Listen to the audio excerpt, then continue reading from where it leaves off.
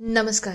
आजच्या एपिसोडला जर शॉर्टमध्ये एक्सप्लेन करायला जाऊ तर अर्णव इकडे थोडा विचित्र वागत असतो. तो त्याच्या झोनमध्ये असतो आणि ईश्वरीकडून काही ना काही लपवण्याचा प्रयत्न करतोय. तेवढ्यात त्याला किरणचा कॉल येतो आणि तो कॉल येताच ईश्वरीचे असे पूर्णपणे शातीर डोकं असं चालू होऊन जातं की काहीतरी नक्कीच गडबड आहे. ती त्याच्या मागे पुढे करायला लागते. अर्णव तिला कॉफीसाठीही पाठवतो पण तरी तिचा संशय काही जात नाही. चला बघूया डिटेलमध्ये आजच्या एपिसोडमध्ये काय काय घडले.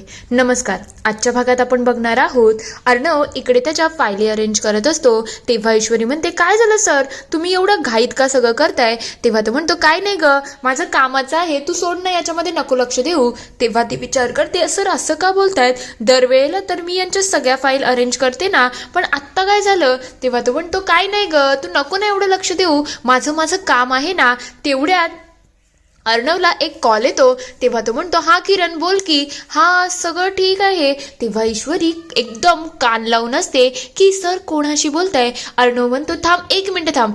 काय ग, तुझं काय चाललं आहे? तू माझ्याकडे असं काय येते? तेव्हा ती म्हणते, काय नाही सर, तुमच्या शर्टला काहीतरी लागलं होतं, तेच मी लांबून बघितलं आणि त्याच्यामुळे मी आली की बाबा हे स्वच्छ करावं. म्हणजे कशाने स्वच्छ करावं याचा मी विचार करत होती. तेव्हा अर्णव म्हणतो, खरं का? म्हणजे तू एवढ्या लांबून आली आणि आरशातून बघत होती का की काय स्वच्छ करायचं आहे? तेव्हा ते म्हणते, तसं नाही सर, पण माझं लक्ष होतं. तेव्हा तो म्हणतो, एक काम कर, माझ्यासाठी ब्लॅक कॉफी घेऊन ये. तेव्हा ते म्हणते, तुम्हाला आत्ताच प्यायची आहे का? तेव्हा तो म्हणतो, हो आत्ताच प्यायची आहे आणि लवकर माझं काम कर. ईश्वरी दरवाजाच्या बाहेर जाते आणि तरी सुद्धा कान लावून ऐकत असे की सर कोणत्या किरणशी बोलतायत, नेमकं सरांचं चाललं तरी काय आहे. तिच्या मनामध्ये खूप सारे संशय येत असतात.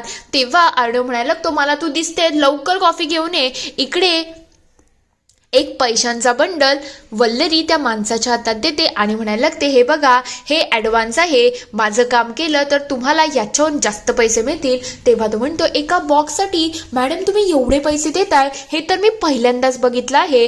तेव्हा ती म्हणते, एवढूशे पैसे नाही आहे ते, आणि माझं काम तर व्यवस्थित व्हायला पाहिजे. तुम्ही पहिले जे मला बॉक्स दिले होते त्याच्यामध्ये माझा बॉक्स नाही आहे. जर तुम्ही माझं काम चोख केलं तर याच्याहून डबल पैसे मिळतील. तेव्हा ते म्हणतात, तुम्ही काळजीच करू नका मॅडम, मी लवकरच तुमच्या कामाला लागतो. जसाच तुमचा बॉक्स मिळेल ना तसाच मी तुमच्याकडे येतो. तेव्हा ती म्हणते, ठीक आहे, पण हे काम लवकर व्हायला पाहिजे, उगाच वेळ वाया घालून चालणार नाही. तो माणूस लगेच तिथून निघून जातो. तेव्हा वल्लरी म्हणायला लागते, हा बॉक्स जर मला मिळाला ना तर अर्णव आणि ईश्वरीच्या संसाराची मी राखरांगोळी करू शकते, म्हणून तर हा बॉक्स मला इतक्या तातडीने हवा आहे. दुसरीकडे अर्णव अजून सुद्धा किरणशी बोलत असतो. तेव्हा तो म्हणतो, काय ग, एवढ्या लवकर कॉफी घेऊन आली? तेव्हा ती म्हणते, हो सर, लवकर झाली, तुम्ही प्या तर. अर्णव ती कॉफी पितो आणि म्हणायला लागतो की हे सगळं काय आहे? ईश्वरी विचार करत असते, सर अजून सुद्धा त्याच मुलीशी बोलतायत, हे काही चांगलं नाही आहे. तेव्हा अर्णव म्हणतो, काय आहे तुझं, एवढी कडू कॉफी? तेव्हा ती म्हणते, तुमच्या कॉफीमध्ये साखर तशी नसते, मग कडूच असेल ना. तेव्हा तो म्हणतो, तुझं लक्ष कुठं होतं ग? तेव्हा ती म्हणते, फोनवरती हो. म्हणजे मी जेव्हा कॉफी बनवत होती ना तेव्हा मला नंदूचा फोन आला होता आणि त्याच्याशी बोलताना माझं काही लक्षच राहिलं नाही, त्याच्याचमुळे आय गेस मी जरा जास्त कॉफी पावडर टाकली. तेव्हा तो म्हणतो, ठीक आहे, मग तुझ्या नंदू का सिद्धू बरोबर तू कॉफी पी, मला ही कॉफी नाही पाहिजे. तेव्हा ते विचार करते, हे सगळं चाललं तरी काय आहे? सर नेमकं माझ्याशी लपवत काय होते? ती त्या फाईल बघायला त्याच्यामध्ये हात टाकतच असते. तेवढ्यात अर्णव धावत येतो आणि म्हणायला लागतो, अगं हे माझे डॉक्युमेंट्स आहेत, तू याला हात लावू नको. तेव्हा अर्णवला ईश्वरी विचारायला लागते, काय झालंय सर तुम्हाला?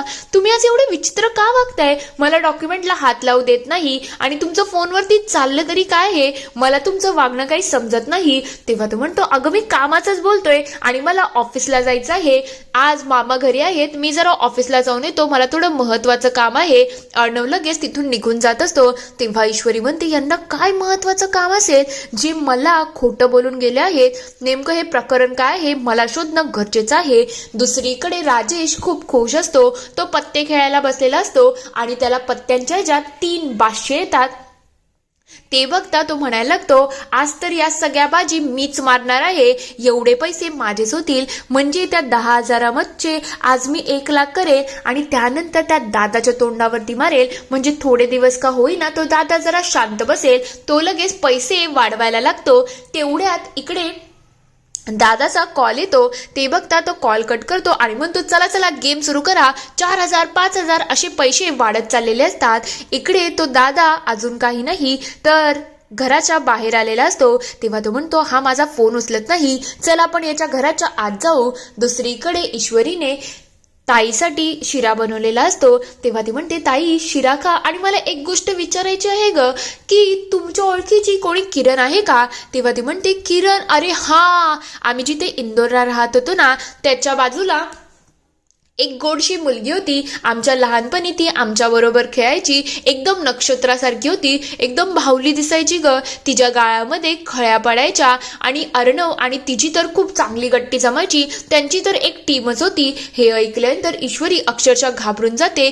तेव्हा अंजली विचारते काय झालं ग, अचानक तू किरण बद्दल का विचारते? तेव्हा ती म्हणते काय नाही ताई, सहजच. तेवढ्यात दारावरती ते दोन्ही गुंड येतात.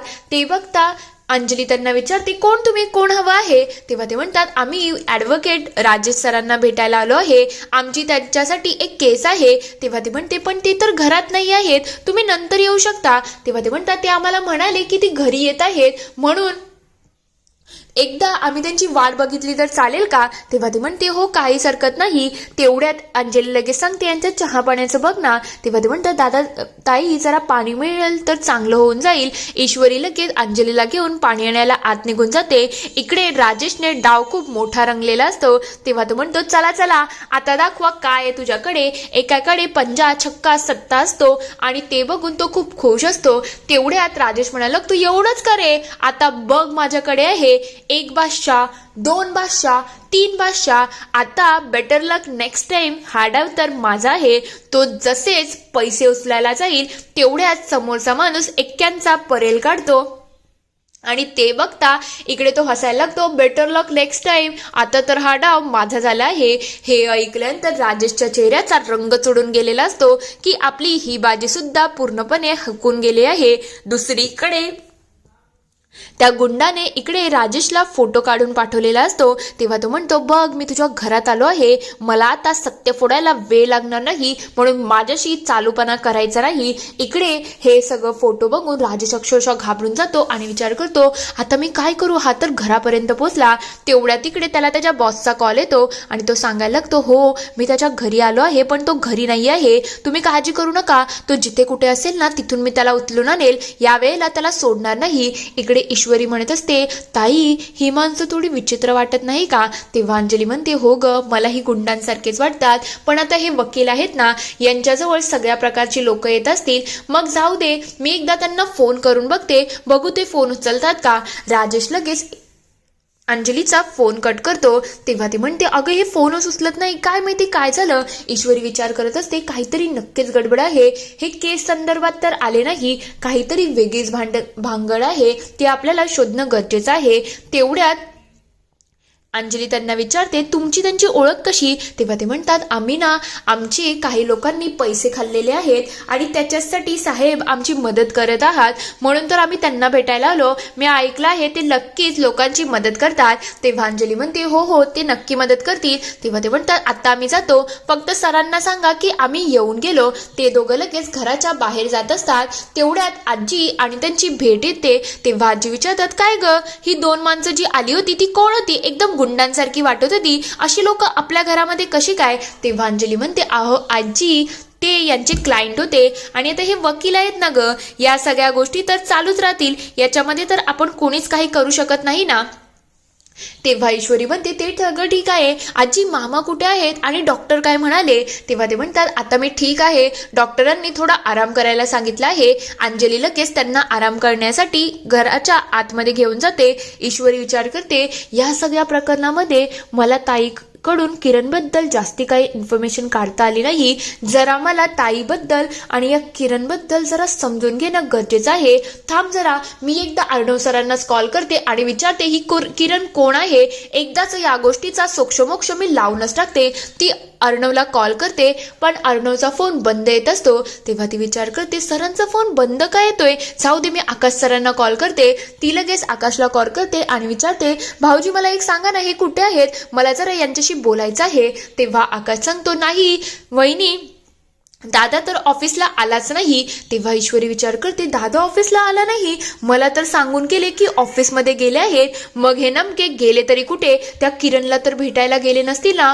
गुलाबी थंडी, गुलाबी गाल, गुलाबी फाईल, काही गडबड तरी काय आहे. ती अक्षरशः घाबरून गेलेली असते. थोड्या वेळानंतर अर्णव घरी येतो. तेव्हा ईश्वरी लगेच त्याला पाणी देते आणि विचारते, सर आज ऑफिसचा दिवस कसा गेला? तेव्हा तो म्हणतो, हो सगळं काम मस्त झालं, आजचा दिवस खूप प्रोडक्टिव्ह आणि फुलफिल होता. हे ऐकल्यानंतर ती म्हणते, अच्छा प्रोडक्टिव्ह, फुलफिल, फ्रूटफुल, अरे अरे अरे अरे किती छान ना.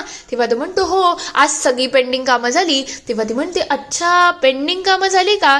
जाऊ दे सर, तुम्ही पाणी पिया, मी सगळं बघते. तिला अक्षरशः राग आलेला असतो. तेवढ्यात ती अर्णवचा जॅकेटचा स्मेल घेते आणि तिला समजतं हे काहीतरी वेगळं परफ्यूम आहे. तेव्हा ती विचारते, सर तुम्ही काही परफ्यूम चेंज केला आहे का? तेव्हा तो म्हणतो, नाही, मी माझी सिग्नेचर परफ्यूम का बरं चेंज करू? तेव्हा ती म्हणते, सिग्नेचर परफ्यूम तुम्ही चेंज नाही केला?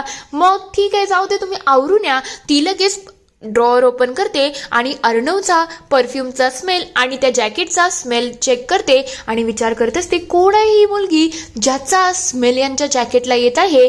तिला सगळ्या गोष्टी आठवण येतात. काय रे अर्णव, तुम्हाला किती वेळ वाट बघवतो, ये की लवकर. तेव्हा तो तिथे जातो आणि म्हणायला लागतो, अगं बेबी खरंच मला उशीर झालं, सॉरी, आय लव्ह यू. तेवढ्यात ती लगेच त्याला मिठीमध्ये घेते आणि हे बघून ते दोघंही एक दुसऱ्याच्या मिठीत असतात. हे सगळं आठवल्यानंतर ईश्वरी जोरात किंचाळते. हे ऐकताच अर्णव बाहेर येतो आणि म्हणतो, काय झालं ईश्वरी, सगळं ठीक आहे ना? ईश्वरीच्या तोंडातून शब्दच निघत नसतात की मी आता यांच्यासमोर काय बोलू. ती अक्षरशः पॅनिक झालेली असते. इथे हा एपिसोड संपतो. पुढील भागात आपण बघणार आहोत अर्णव रूमच्या बाहेर जात असतो. तेव्हा ईश्वरी म्हणते, आता मला या गोष्टीचा सोक्षमोक्ष तर लावायला लागेल. ही किरण कोण आहे हे शोधणं आता गरजेचं आहे. दुसरीकडे राजेश रूमच्या आतमध्ये येतो आणि तो अक्षरशः त्याला मारहाण झालेली असते. इकडे ईश्वरी अर्णवकडून चावी कशीबशी लपवते आणि तो डॉअर ओपन करते. तेवढ्यात तिथे अर्णव येतो. ते बघता ईश्वरीकडून ते सगळे पेपर उडले जातात आणि तो विचारतो, काय ग, ही चावी तुझ्याकडे कशी काय? दुसरीकडे अंजली विचारते, काय हो, हे सगळं तुमच्या बरोबर कोणी केलं? तेव्हा तो सांगतात, ते काही गुंड आहेत ना, पण त्यांच्या पैशाचा मॅटर मी नक्कीच सॉल्व्ह करणार आहे, माझा जीव गेला तरी चालेल. तेव्हा अंजली म्हणते, तुम्ही काळजी करू नका, तुम्हाला त्यांना पैसेच मिळवून द्यायचे आहेत ना, मग मी तुम्हाला पैसे देते. दुसऱ्या दिवशी सकाळी इकडे अंजली अर्णवच्या जवळ जाते आणि म्हणायला लागते, अर्णव तुम्हाला 10 लाख रुपये देऊ शकतो का? हे ऐकल्यानंतर मामांच्या चेहऱ्याचा रंग उडून गेलेला असतो. इथे हा पूर्ण एपिसोड संपतो. आता राजेशने पुन्हा त्याचा कटकारस्थान केला आहे. खरंच अर्णव तिला पैसे देईल की नाही, तुम्हाला काय वाटतं ते मला कमेंटमध्ये नक्की कळवा. व्हिडिओ आवडला असेल तर लाईक, शेअर, सबस्क्राईब करायला विसरू नका. Thank you for watching.